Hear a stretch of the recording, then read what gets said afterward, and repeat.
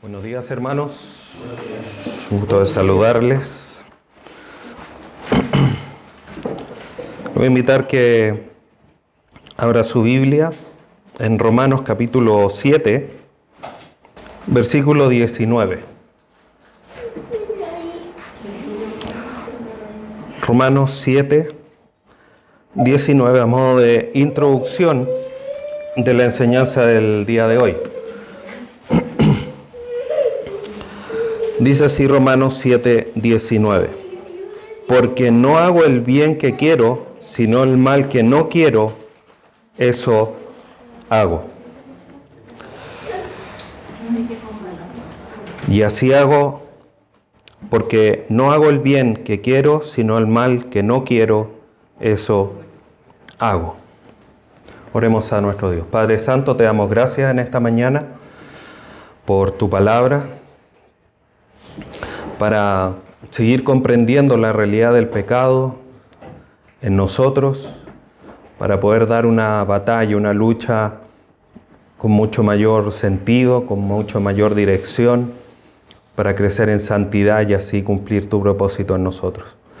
Te damos gracias por este tiempo, por los cánticos, la alabanza, la ofrenda, y en este momento poder escuchar tu voz a través de tu palabra, que todos seamos bendecidos. Ayúdame a mí a ser fiel a la exposición de tu palabra, a mis hermanos para ser fieles receptores de tu palabra y todos salgamos transformados a la luz de la enseñanza del día de hoy. Todo para honra y gloria de tu nombre, porque para eso tú nos has escogido, nos has llamado y nos has salvado. Te agradecemos y pedimos, Dios eterno, estas misericordias a través de tu Hijo Jesús. Amén. Bien, hermanos, la enseñanza de hoy se titula ¿Por qué vives como si no pasara nada? ¿Por qué vives como si no pasara nada? Acabamos de leer Romanos 7:19 a modo de introducción, porque el pasaje que finalmente vamos a estar analizando para, de cierta manera, responder a esta pregunta va a ser en el segundo libro de Samuel, capítulos 11 y 12, pero no vaya ahí todavía porque vamos a revisar algunos pasajes antes ya de ir a revisar la historia de David, Natán, en esos dos capítulos. No sé si ustedes han escuchado que una historia, un experimento científico, que si ponen a un sapo en una olla de agua hirviendo, saltará inmediatamente para salvarse. Pero si lo pones en agua tibia o en agua fría y lo vas calentando poco a poco, él no notará el peligro y finalmente morirá hervido sin reaccionar. Así como este pobre sapo que se convirtió en sopa, nosotros comenzamos muchas veces, hermanos, a minimizar los pecados. Empiezan a presentarse los pecados de nuestra vida, pecados entre comillas pequeños, los normalizamos a tal punto que terminamos como el pobre sapo. Por misericordia de Dios no somos consumidos, pero nuestra condición postrera, nuestra condición final es muy triste. Y hay una historia respecto de eso. La iglesia en Corinto estaba permitiendo un pecado visible a la iglesia y que poco a poco se fue como normalizando, ya no era parte como de, digamos, de lo incómodo que debe ser el pecado, incluso dentro de la iglesia. Cuando Pablo lo sabe y escribe la carta a los Corintios, él dice: entrego al tal a Satanás para que su cuerpo sea destruido, pero para que su alma sea rescatada, sea salvada.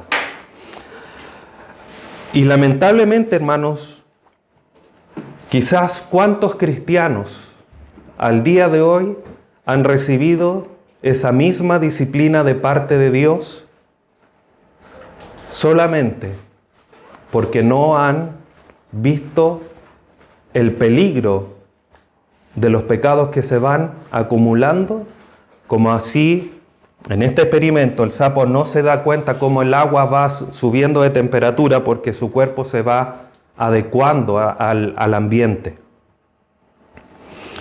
Nosotros hemos estado ya viendo varios temas. Ya este es el 6º tema de nuestra serie. Al menos 4 de esas 5 enseñanzas hemos estado hablando directamente respecto del pecado. Del origen, su naturaleza, cómo lo hemos ido heredando desde Adán al día de hoy. Y la semana anterior estuvimos hablando respecto de las consecuencias. Y dentro de esas consecuencias estaba la muerte espiritual, esa separación de Dios que ocurría, que está muy bien ejemplificada a través de cuando Dios echa a Adán y Eva del huerto. La carga física que el hombre recibe, la carga física que la mujer recibe por el pecado como maldición por haber desobedecido a Dios. Y finalmente esa inclinación hacia el pecado, que lo vemos a lo largo de las Escrituras y que nosotros somos testigos personales, presenciales de esa realidad. Entonces, hasta lo que hemos visto ahora, hermanos, nosotros no deberíamos estar pensando que el pecado es algo menor. No deberíamos estar concluyendo que si hay algún pecado en nuestra vida, no importa. No deberíamos estar respondiendo a la pregunta ¿por qué vives como si no pasara nada? Responder a esa pregunta como, sí, es que no pasa nada. Porque el pecado en nosotros sí tiene consecuencias. Y no podemos minorizar, no podemos despreciar, ni minimizar o normalizar, y todos los sinónimos que podamos poner, el poder del pecado en nuestra vida. Es verdad que somos rescatados, que hemos sido redimidos, que Dios nos ha perdonado nuestros pecados, que somos hijos de Dios, pero también es verdad, Pablo lo dice aquí en Romanos 7, no hago el bien que yo quiero, sino que hago el pecado que no quiero, eso hago. Y esa lucha que Pablo tenía es la misma lucha que nosotros hemos tenido. Por lo tanto, cuando hemos visto estos 4 temas respecto del pecado, debemos ir comprendiendo el poder, la importancia que el pecado tiene. El Señor Jesús nos enseña en el Evangelio. Vamos a Lucas 12, por favor, hermanos.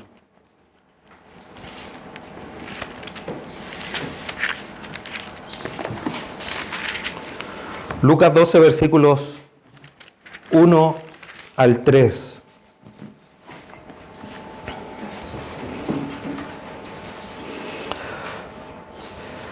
En la última sección del capítulo 11, mientras usted busca San Lucas o Evangelio de Lucas, capítulo 12, en la última sección del capítulo 11 acusa a los fariseos y a los intérpretes de la ley y da muchos ay que finalmente son como juicio para ellos. Y en el capítulo 12, en los primeros 3 versículos, el Señor Jesús dice: en esto, juntándose por millares la multitud, tanto que unos a otros se atropellaban, comenzando a decir a sus discípulos primeramente: guardaos de la levadura de los fariseos, que es la hipocresía. Porque nada hay encubierto que no haya de descubrirse, ni oculto que no haya de saberse. Por tanto, todo lo que habéis dicho en tinieblas, a la luz se oirá, y lo que habéis hablado al oído en los aposentos, se proclamará en las azoteas. Dicho de otra manera, el Señor Jesús aquí, más allá de los 2 versículos finales, le está diciendo a los que lo seguían, a sus discípulos: cuídense de la levadura de los fariseos. ¿Qué es esto de cuidarse de la levadura? Pablo, seguidor del Señor Jesús, nos da y completa de cierta manera la idea, repitiéndola. Vamos a Gálatas capítulo 5.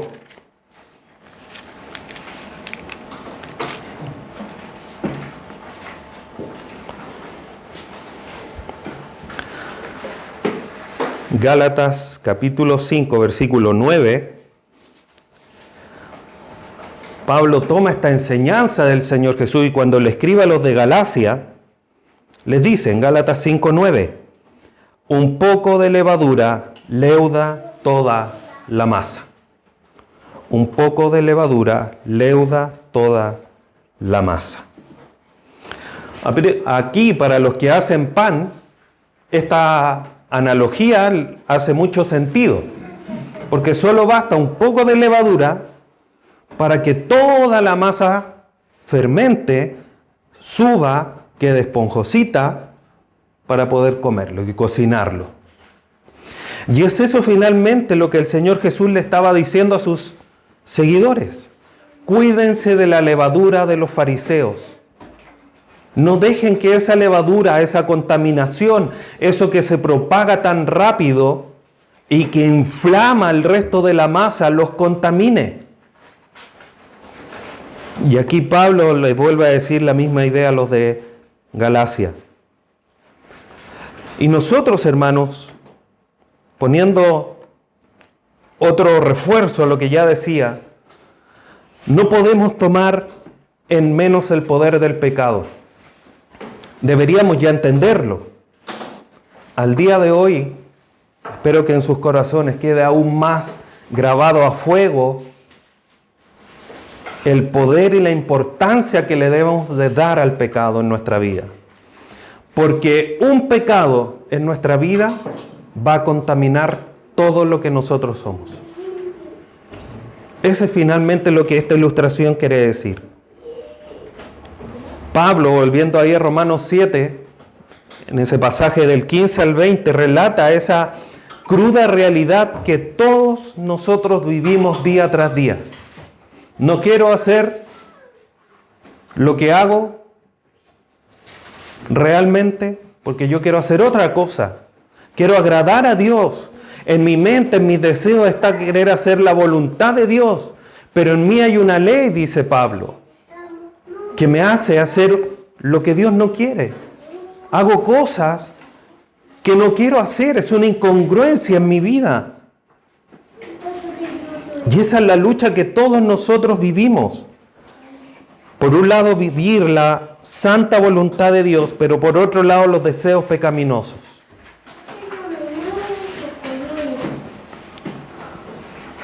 Y es una lucha que vamos a tener hasta que Cristo venga y nos glorifique. ¿Eso quiere decir que vamos a vivir como si nada pasara? No. No podemos vivir de esa manera. Tenemos que darle la importancia, el realce a lo que es el pecado. Porque esta lucha que para nosotros nos hace mucho sentido el día de hoy, Pablo la describió hace 2000 años. Y otro personaje, un rey que era conforme al corazón de Dios, lo vivió 1000 años antes de Pablo.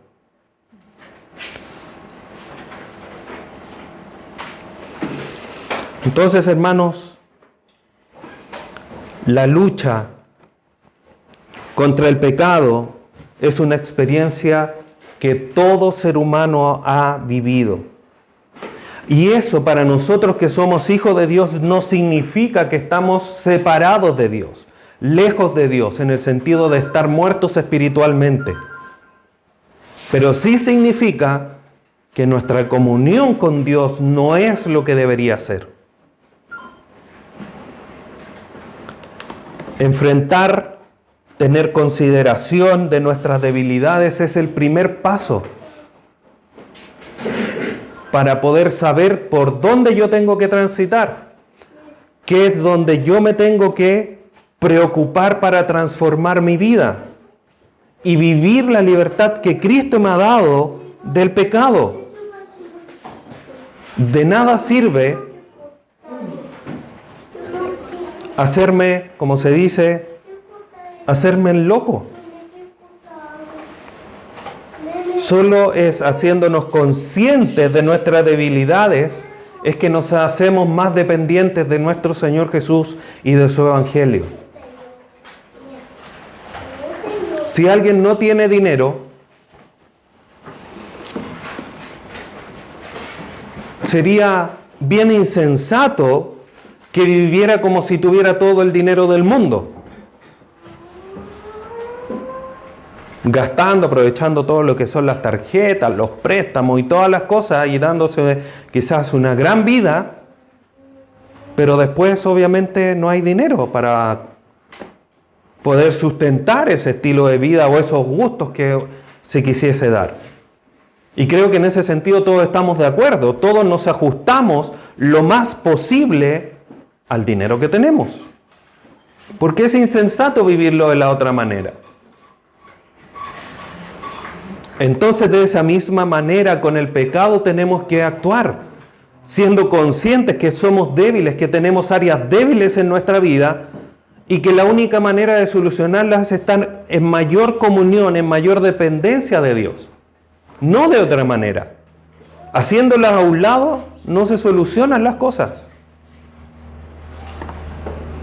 Y como les decía, un rey que era conforme al corazón de Dios enfrentó esta misma batalla y casi no se da cuenta.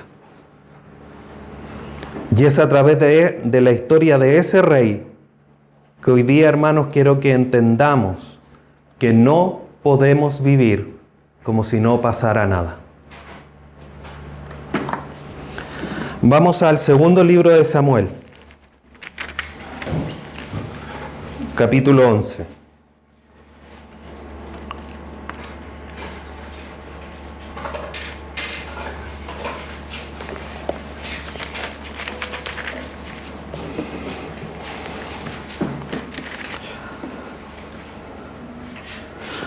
Esta historia, hermanos, aquí en el segundo libro de Samuel, capítulos 11 y 12, vamos a estar revisando varios versículos de estos dos capítulos, nos va a ayudar a entender un poco más profundamente la inconsciencia en la cual nos hace caer el pecado y de la cual nosotros tenemos que estar atentos. David, este rey que era conforme al corazón de Dios, es un poderoso ejemplo de cómo podemos minimizar el pecado en nuestra vida. Vamos al capítulo 1 y 2 del capítulo 11. Dice: aconteció al año siguiente, en el tiempo que salen los reyes a la guerra, que David envió a Joab y con él a sus siervos y a todo Israel, y destruyeron a los amonitas y sitiaron a Rabá, pero David se quedó en Jerusalén. Y sucedió un día, al caer la tarde, que se levantó David de su lecho y se paseaba sobre el terrado de la casa real, y vio desde el terrado a una mujer que se estaba bañando, la cual era muy hermosa. Hermanos, ¿qué dos cosas extrañas hizo David? Primero, era el tiempo en que los reyes salen a la guerra. ¿Y dónde estaba David? En su casa. ¿Qué hacía David en su casa? Era un lugar donde no debía estar. ¿Dónde debía estar David? En la guerra. Segundo, sucedió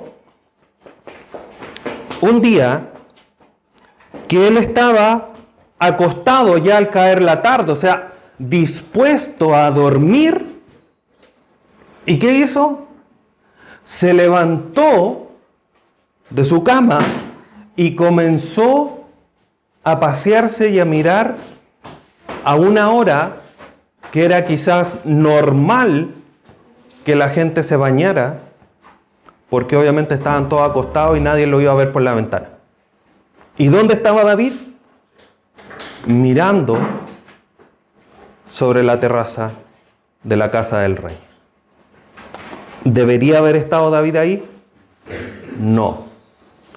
David estaba en dos lugares donde no debía y que provocó su caída. David no debía estar en su casa y no debía estar paseándose a esa hora por la terraza de la casa del rey. Hermano, ¿dónde tú estás ahora? ¿Estás en el lugar que corresponde? Cuando caemos en pecado es porque estamos donde no se debe. Si miramos otra historia, en Génesis, la historia de José, José que servía en la casa de uno de los principales de Egipto, fue a servir, fue llamado por la esposa que deseaba a José, y un día va y lo toma como para obligarlo, y José sale corriendo para no estar en el lugar que no debía estar. Porque ¿qué dijo José? Yo no puedo pecar contra Dios. Él lo tenía muy claro. ¿Y qué hizo? Salió corriendo. David no debía estar en su casa, debería estar en la guerra. Y por último, no debía estar paseándose, debería haber estado acostado. Y en vez de huir e ir a la guerra, o ir y acostarse, estuvo en lugares que no debía. ¿Dónde estamos nosotros cuando pecamos? Y esto es lo primero que tenemos que tener en cuenta, hermanos. Cuando caemos en pecado, ¿dónde estamos? Tenemos que estar alertas del lugar donde nos encontramos. Si ese lugar nos hace caer, huye, corre, despavorido. No vas a vencer el pecado.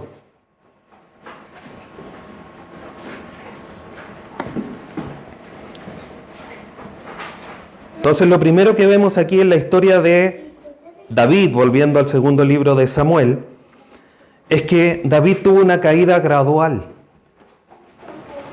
No fue, como decimos en buen chileno, de golpe y porrazo. Leamos del versículo 2 al 5. Del 3 al 5. Entonces, el contexto es que David se estaba paseando por la terraza de la casa real y vio a esta mujer hermosa que se estaba bañando. Y el versículo 3 dice, envió David a preguntar por aquella mujer. Y le dijeron, aquella es Betsabé, hija de Eliam, mujer de Urías Eteo. Aquí ya tenemos un periodo de tiempo. Él llamó a alguien, los mandó a preguntar, volvieron y le dijeron quién era esa mujer. Versículo 4. Y envió David mensajeros y la tomó y vino a él y él durmió con ella. Luego ella se purificó de su inmundicia y se volvió a su casa. Hermano, esto no fue un arrebato. David no vio a Betsabé bañándose y corrió contra ella y la violó o la forzó a tener intimidad con él. Él lo calculó. Averigüenme quién es, dónde vive, de quién es esposa, tráiganmela para acá, y la forzó. La pobre Betsabé se limpió de sus inmundicias y volvió a su casa. Entonces, David gradualmente cayó en pecado y involucró a otros. Porque envió a sus mensajeros a preguntar por ella y después mandó a buscarla. Ni siquiera fue él a darse un paseo el rey por el camino y pasó por la casa. ¡Uy, qué linda esta casa! ¿Quién vive aquí? No. Él mandó y involucró a más gente para poder llevar a cabo su deseo pecaminoso. Lo calculó todo. Después,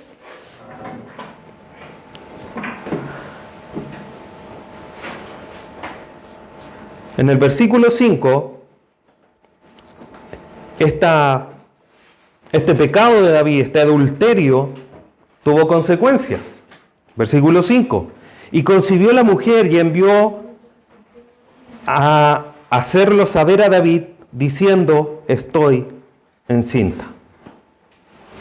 Se le complicó el panorama a David, que a lo mejor hubiese pasado solamente de una noche de adulterio a tener que empezar a tratar de encubrir el resultado de su pecado.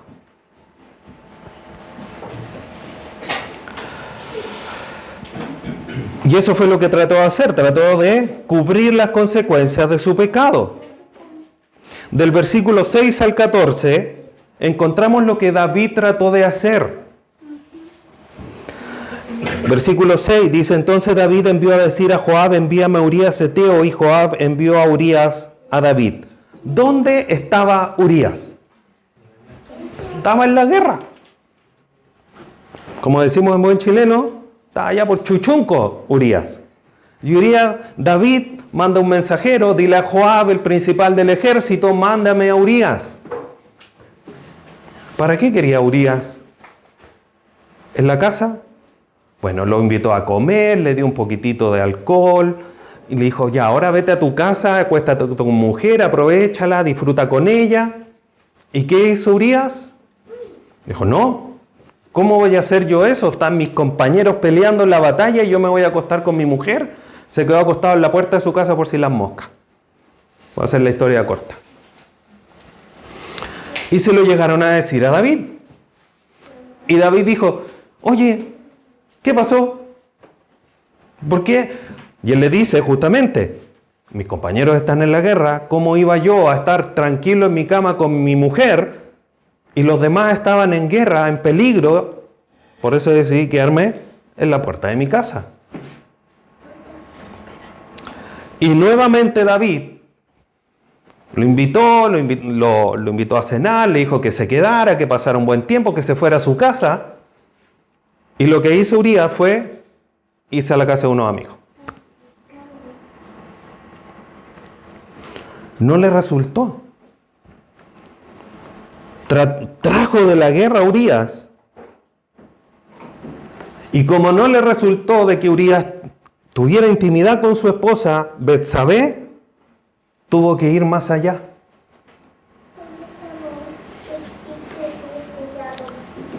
Y calculó todo, hermanos, para asesinar al esposo de ella,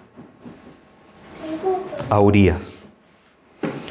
Del capítulo 14 al 18, dice lo siguiente: venida la mañana, escribió David a Joab una carta, la cual envió por mano de Urías.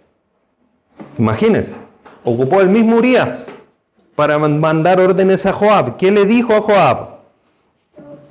Y escribió en la carta diciendo: poned a Urías al frente en lo más recio de la batalla y retiraos de él para que sea herido y muera. Así fue cuando Joab sitió la ciudad, que puso a Urías en el lugar donde sabía que estaban los hombres más valientes. Y saliendo luego de la ciudad, pelearon contra Joab y cayeron algunos del ejército de los siervos de David, y murió también Urías Eteo. Entonces envió Joab e hizo saber a David todos los asuntos de la guerra. David orquestó todo para matar a un hombre que era de confianza y que era leal a él. Orquestó todo para que lo mataran en la batalla y pasara como: oh, pero es que son las cosas que pasan en la guerra.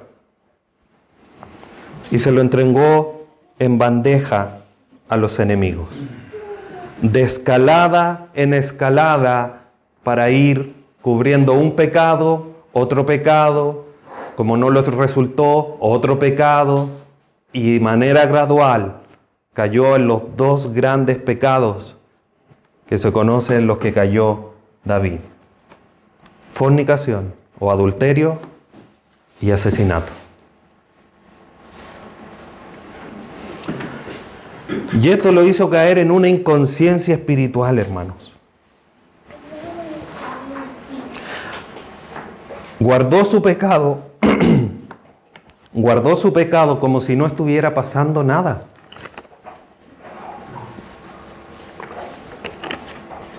Vamos al final del capítulo 11. Versículo 27. Y pasado el luto, envió David y la trajo a su casa, esto en relación a Betsabé, y fue ella su mujer y le dio a luz un hijo. Mas esto que David había hecho fue desagradable ante los ojos de Jehová. ¿Cuánto tiempo pasó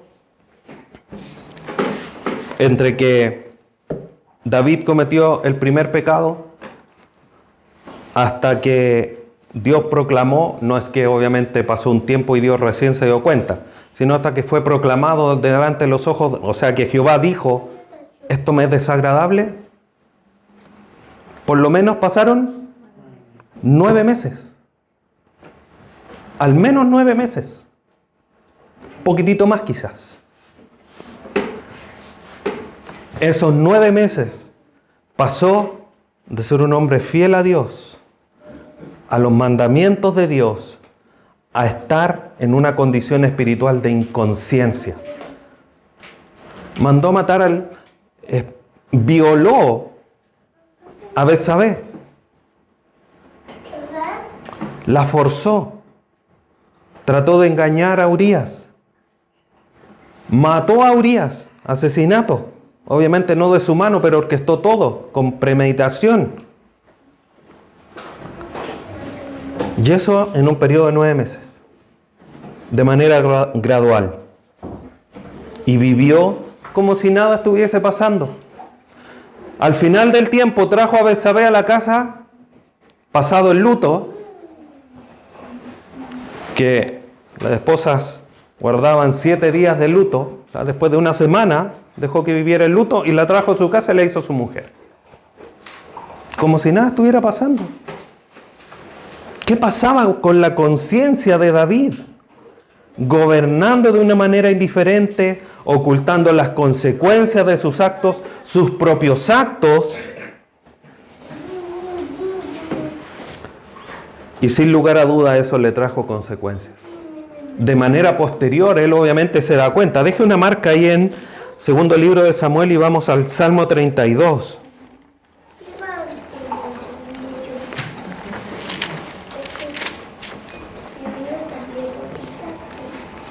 Salmo 32.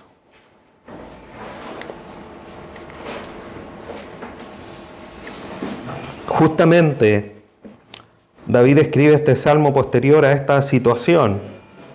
Y él dice en Salmo 32, versículos 3 al 5, dice, mientras callé, se envejecieron mis huesos en mi gemir todo el día. Porque de día y de noche se agravó sobre mí tu mano, se volvió mi verdor en sequedades de verano. Mi pecado te declaré y no encubrí mi iniquidad. Dije, confesaré mis transgresiones a Jehová y tú perdonaste la maldad de mi pecado. Entonces, sin lugar a duda, David de manera posterior se da cuenta y confiesa los pecados a Jehová.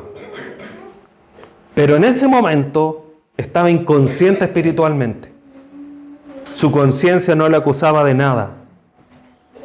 David vivió como si nada con 2 pecados que para nosotros al día de hoy son terribles.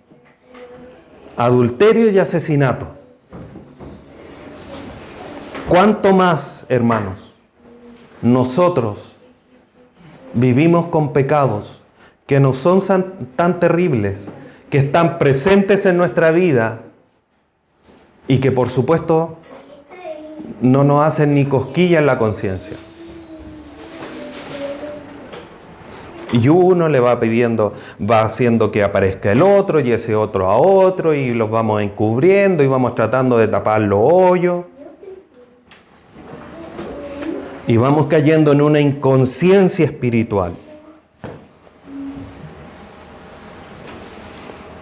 ¿Qué pasó? Volviendo a segundo libro de Samuel. Luego de 9 meses hubo un despertar doloroso. Dios dice que era desagradable lo que David había hecho delante de sus ojos. ¿Y qué es lo que hace? Envía un profeta, Natán, para confrontarlo. Segundo libro de Samuel, ahora en el capítulo 12, los primeros 4 versículos, Natán llega donde el rey David y le da una parábola. Dice, Jehová envió a Natán a David y viniendo a él le dijo, es extraña esta escena. Natán llega donde David, el rey, y el texto no dice, no lo saluda, no le da, hola, ¿cómo estás? ¿Cómo te ha ido? ¿Cómo te has sentido? Hoy sabes que sé que tiene un nuevo hijo. No, ni una cosa. Llega Natán, se para delante de David y le dice, había 2 hombres en una ciudad, el uno rico y el otro pobre. El rico tenía numerosas ovejas y vacas, pero el pobre no tenía más que una sola corderita que él había comprado y criado y que había crecido con él y con sus hijos juntamente, comiendo de su bocado y bebiendo de su vaso y durmiendo en su seno, y la tenía como a una hija. Y vino uno de camino al hombre rico, y éste no quiso tomar de sus ovejas y de sus vacas para guisar para el caminante que había venido a él, sino que tomó la oveja de aquel hombre pobre y la preparó para aquel que había venido a él.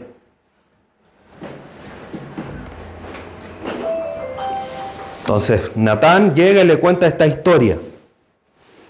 ¿Cuál es la reacción de David? Versículos 5 y 6. Entonces se encendió el furor de David en gran manera contra aquel hombre y dijo a Natán, vive Jehová que el que tal hizo es digno de muerte y debe pagar la cordera con 4 tantos porque hizo tal cosa y no tuvo misericordia. En su inconsciencia espiritual, David apunta con el dedo a esta historia, a esta parábola, a esta historia ficticia que le cuenta Natán, que quizás David no sabía que era una historia ficticia, a lo mejor él pensaba que era una historia real que había acontecido y el profeta venía a contársela, y él como rey dice, ¿cómo es posible que esto suceda? ¿Cómo puede ser tan inmisericordioso aquel hombre rico que le quita lo único que tenía al hombre pobre? ¿Cuántas veces nosotros, hermanos, hemos reaccionado de la misma manera frente a la inconsciencia espiritual de nuestro pecado frente al pecado de los demás? Vivimos con la mentira por debajo y alguien dice una mentira y dice, ¡ay, qué mentiroso! Deberían ponerlo en disciplina. O cualquier otro ejemplo. David reacciona con un furor encendido.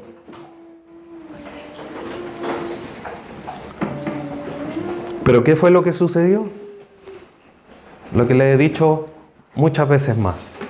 Cuando se apunta con el dedo, hay 3 que están apuntando hacia uno. ¿Y qué le dice Natán? Versículo 7.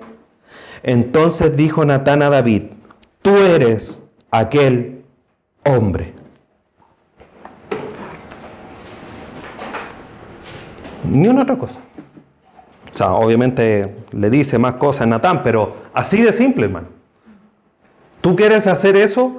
¿Tú te enojaste de tal manera con ese hombre rico que le quitó lo único que tenía al hombre pobre? Ese eres tú, po. Tú eres el hombre rico. Tenía 2 mujeres. Tenías deseos sexuales para satisfacer. Tenías 2 mujeres con que cumplirlo. Querías tener hijos, tenías 2 mujeres para cumplirlo. Pero no, fuiste y le quitaste la mujer a Urías, que había criado a su mujer, la amaba, la deshonraste, mataste a su esposo y te quedaste con ella.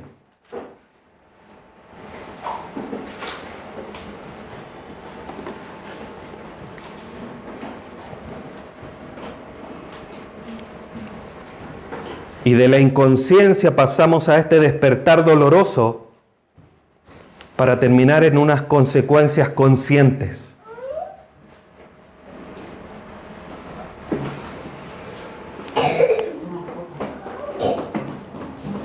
Versículo 13.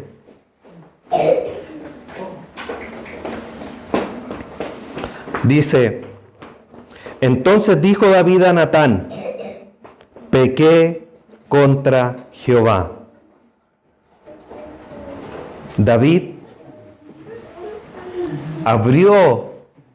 volvió de su inconsciencia.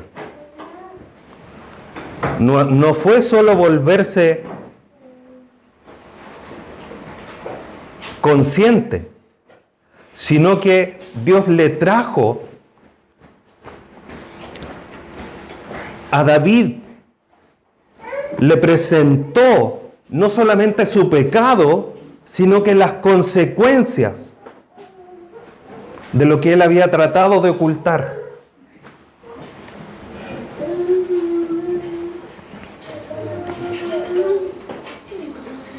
Primero, hizo una grave afrenta delante de Dios. Versículo 9. ¿Por qué pues tuviste en poco la palabra de Jehová haciendo lo malo delante de los ojos, de sus ojos? A Urías Heteo heriste a espada y tomaste por mujer a su mujer, y a él lo mataste con la espada de los hijos de Amón. ¿Cuál fue el pecado de David? Tener en poco la palabra de Jehová. Violó 2 explícitos mandatos de Jehová en los 10 mandamientos. No adulterarás, no matarás. Y Jehová le dice por medio de Natán, ¿por qué tuviste en poco la palabra de Jehová? No le dice, ¿por qué adulteraste y por qué mataste? Porque finalmente toda raíz del pecado es tener en poco lo que Dios manda. ¿Cuál fue el pecado de Adán? Tener en poco la palabra de Dios y tener por más la palabra de su mujer. Hermanos, todo pecado en nuestra vida es porque tenemos en poco la palabra de nuestro Dios. Porque si la tuviéramos en alto y la tuviéramos presente, no haríamos las cosas que a Dios le desagrada y que son claras en su palabra.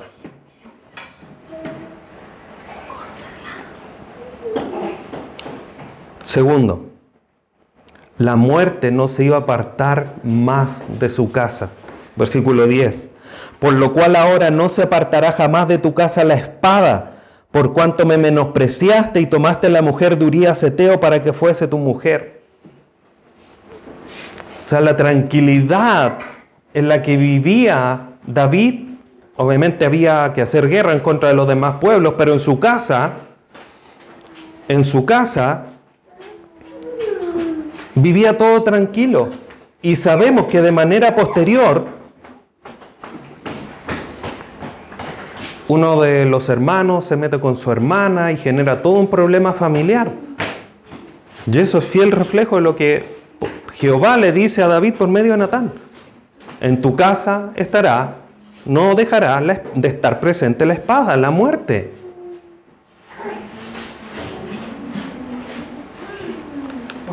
El pecado oculto tiene consecuencias públicas, hermanos. Por más que lo tratemos de ocultar. Versículos 11 y 12. Así ha dicho Jehová, he aquí yo haré levantar el mal sobre ti de tu misma casa y tomaré tus mujeres delante de tus ojos y las daré a tu prójimo, el cual yacerá con tus mujeres a la vista del sol, porque tú lo hiciste en secreto, mas yo haré esto delante de todo Israel a pleno sol. ¿Tú quisiste hacerlo oculto? ¿No te arrepentiste? Ahora eso mismo que tú hiciste, ahora se va a hacer con tus mujeres a plena luz del día. Porque ¿qué dijo el mismo Jesús ahí en Lucas 12? No hay nada que esté oculto que no he de revelarse. Hermanos, todo pecado que nosotros cometamos va a salir a la luz un día. Y si no es en esta tierra, va a ser declarado en el tribunal de Cristo.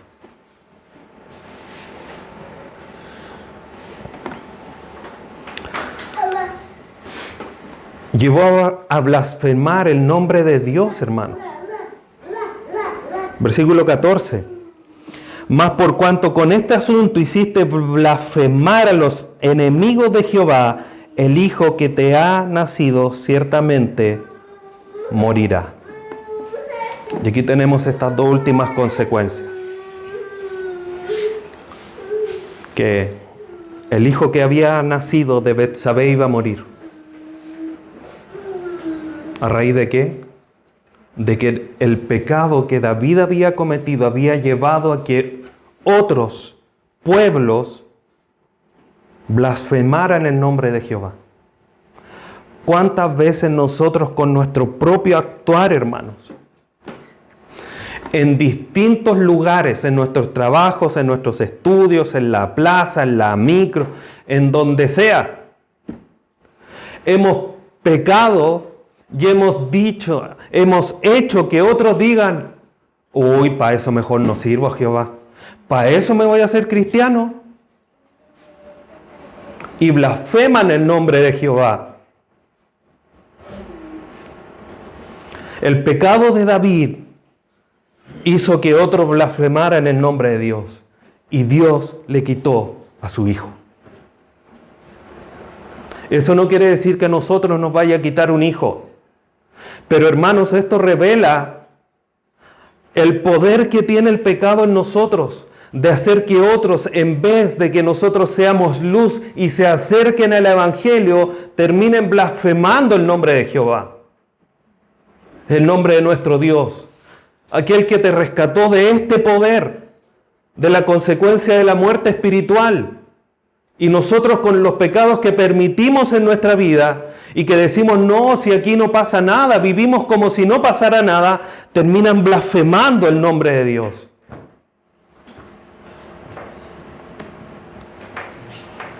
Cinco graves consecuencias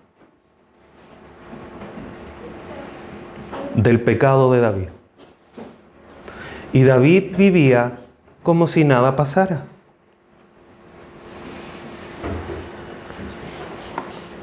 No sacamos nada, hermanos, con esforzarnos por ocultar nuestro pecado. Nada. Dios siempre lo sabrá. Puedes engañar al resto de la congregación, al pastor de la iglesia o a los pastores de la iglesia, a los ancianos, los diáconos, pensando quizás una iglesia con más tiempo, más grande, pero a Dios no se lo vas a poder ocultar. Y las consecuencias te van a seguir. No las vas a poder olvidar, no las vas a poder ocultar, no las vas a poder evadir.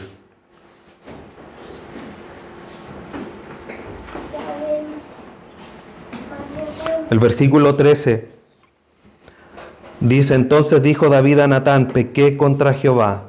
Y Natán dijo a David, también Jehová ha redimido tu pecado, no morirás. En medio de todo, Dios muestra su gracia. No le quitó la vida directamente a David, pero las consecuencias fueron terribles para él. La historia posterior dice que su hijo enfermó. Él pasó día y noche, un largo tiempo, orando, postrado, sin comer, echándose ceniza sobre su cabeza, para ver si Jehová tenía misericordia. Hasta que aquel bebé falleció. No nos dice cuánto tiempo fue. El día que murió, él se levantó y siguió como si nada. Y él dijo, mientras él vivía, hice lo que podía hacer. Dios se lo llevó, ya no puedo hacer nada. Y muchas veces nosotros estamos en esa misma situación. En vez de arrepentirnos antes, tratamos de hacer volver la mano de Jehová de la disciplina que nos ha dado. y rogamos misericordia. Pero Dios no da su mano a torcer. Quizás por misericordia, a través de eso nos lleva a tener intimidad con Él, a vivir una vida de comunión. Y puede que eche un pie atrás, pero solamente por su misericordia. A David no le pasó. Solamente Dios le perdonó la vida. ¿Qué pasa hoy? ¿Cuántos de nosotros hoy vivimos como David por mucho menos? Viviendo hipócritamente, permitiendo quizás el enojo, la envidia, no teniendo dominio propio.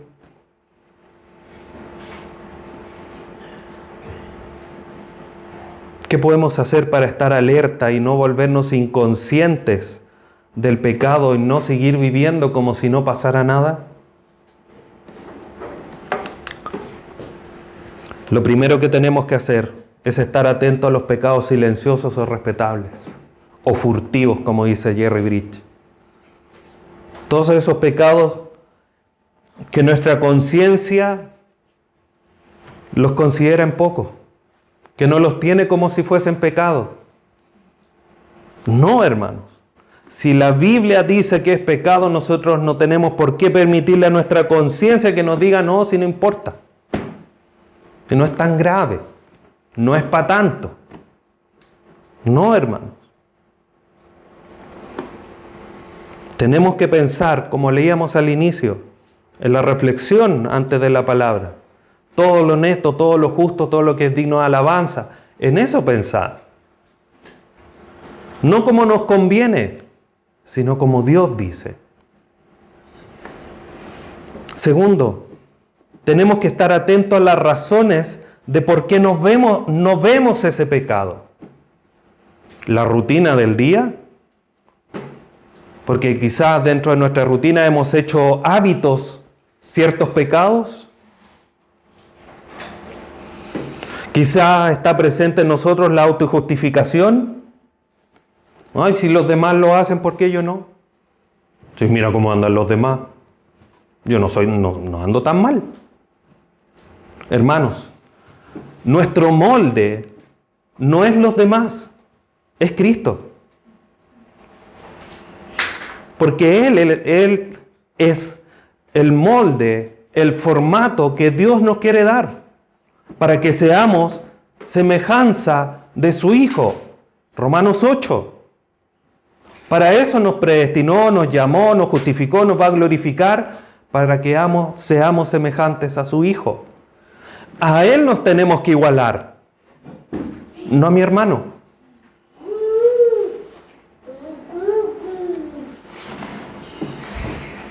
Entonces la autojustificación aquí no tiene espacio. Y también porque nos falta confrontación. No nos gusta confrontar el pecado. No nos gusta tener que decirle a otros, ¿sabes qué, hermano? Estoy pecando. Prefiero quedarme callado. Y ahí es donde la Santa Comunión hace lo suyo. Que es uno de los antídotos bíblicos. Primero, la oración. Lo leímos ahí en el Salmo 32. Mientras callé, mis huesos se envejecieron. Mi verdor se hizo sequedad. Pero confesé mis pecados a ti y volví a la vida, dijo David.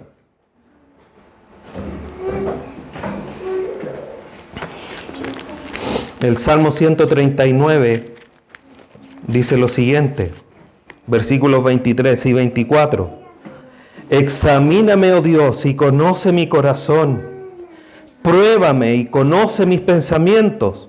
Y ve si hay en mí camino de perversidad. Y guíame en el camino eterno. ¿Cuántos hemos tomado esa palabra? Decirle, Señor, yo no sé, soy inconsciente quizás de tantos pecados. Examina mi corazón, examina mi caminar, muéstrame, ilumíname y llévame por el camino eterno, el camino recto. Endereza mis veredas.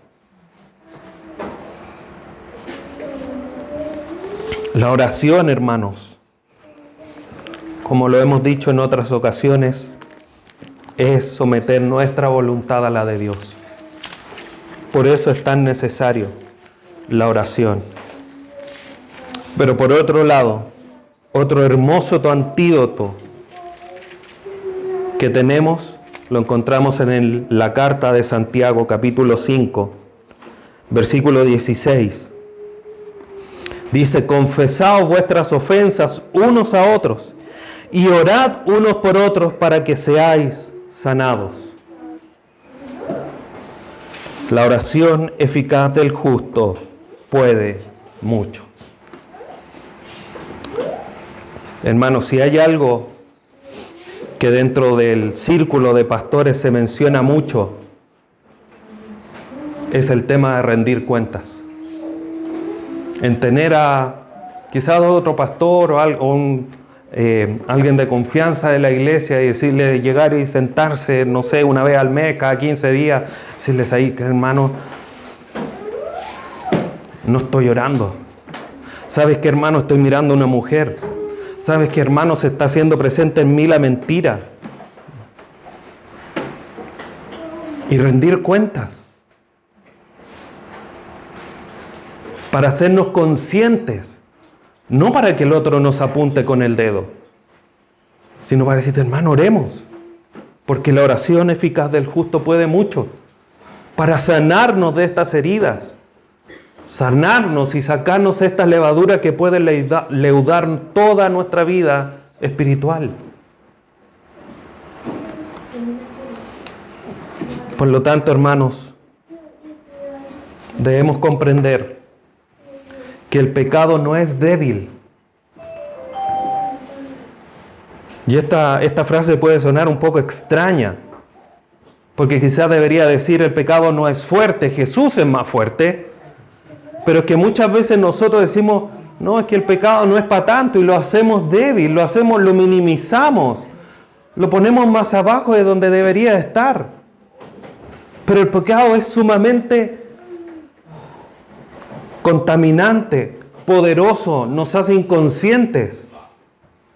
Por eso el pecado no es débil. Pero ten presente que Jesús es más fuerte porque Él lo venció. Pablo, ahí en Romanos 7, cuando dice este cuerpo que no hace lo que yo quiero, sino que lo que no quiero, eso hago, dice, miserable de mí, ¿quién me va a liberar de este cuerpo de miseria, de muerte? Empieza el capítulo 8 y dice, porque para los que están en Cristo no hay condenación. Y ahí está nuestra esperanza, hermanos. Ahí es donde debemos dirigirnos. Como le dice Pablo a los de Éfeso, fortaleceos en el Señor y en el poder de su fuerza, porque nosotros no podemos vencer el pecado. El pecado nos seduce, el pecado nos hace caer, el pecado nos aplasta, nos hace inconscientes. Pero en Cristo encontramos victoria. No podemos normalizar o desestimar su poder. No podemos. Tenemos que ser sumamente conscientes de eso. Y espero, hermanos, que después de esta enseñanza, de analizar este extracto de la vida de David, no sigan normalizando o desestimando el poder del pecado en tu vida, sino que vivamos alerta, atentos y sin lugar a duda, mirar a Cristo en la cruz, porque en Él tenemos perdón de pecados. Porque como cantábamos, su gracia es mayor. Mis faltas son muchas.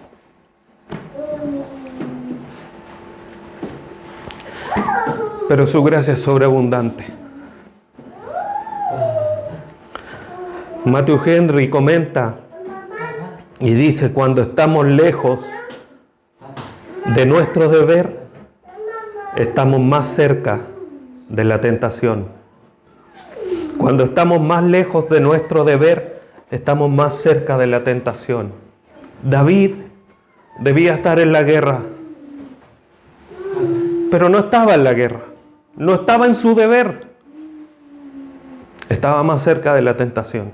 David debía haber estado acostado en su cama, durmiendo, descansando. No estaba ahí, no debía descansar, no estaba descansando, estaba más cerca de la tentación.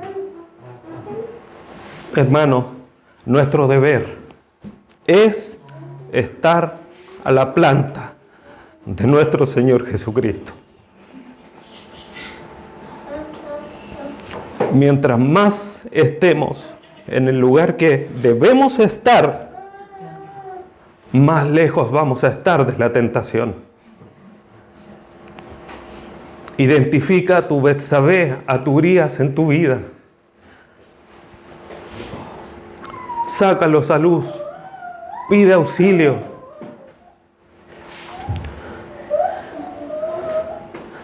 Arrepiéntete de tus pecados.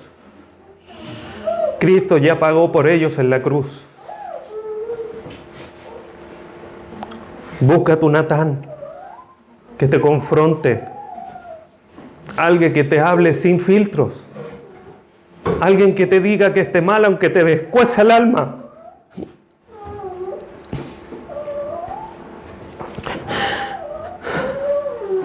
Pero que te ayude a estar en comunión con Dios.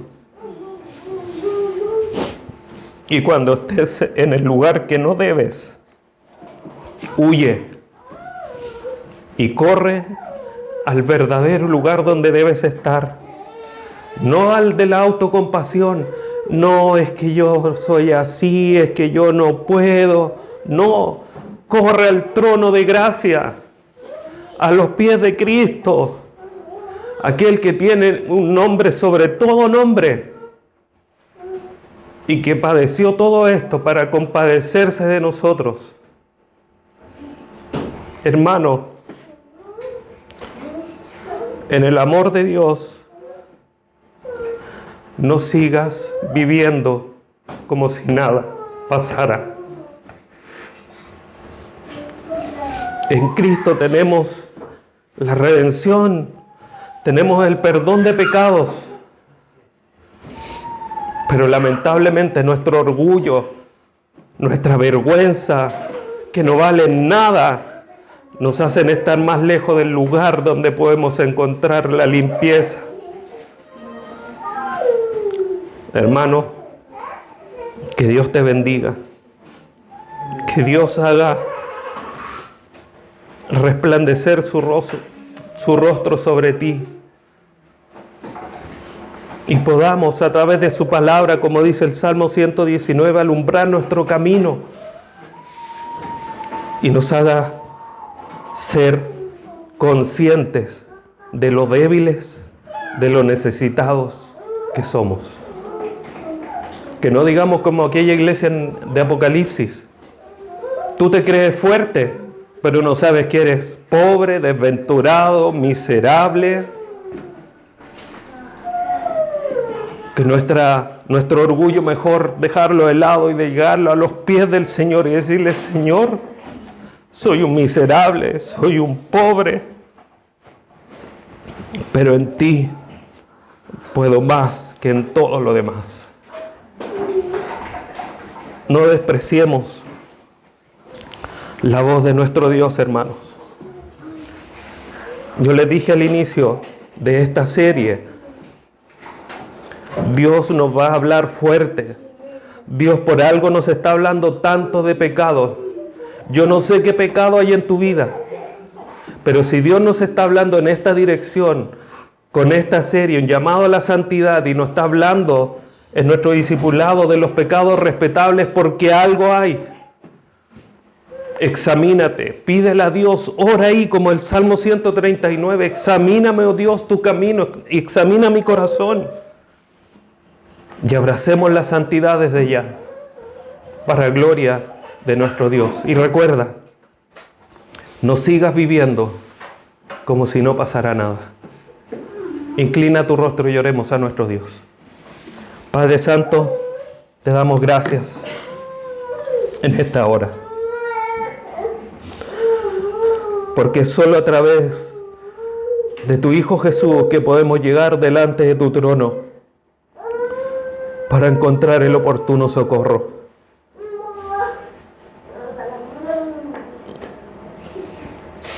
Gracias por tu abundante gracia, Dios amado, porque nuestras faltas son muchas, pero tu gracia es mayor. Deberíamos haber sido ya consumidos, pero has decidido por medio de Cristo Jesús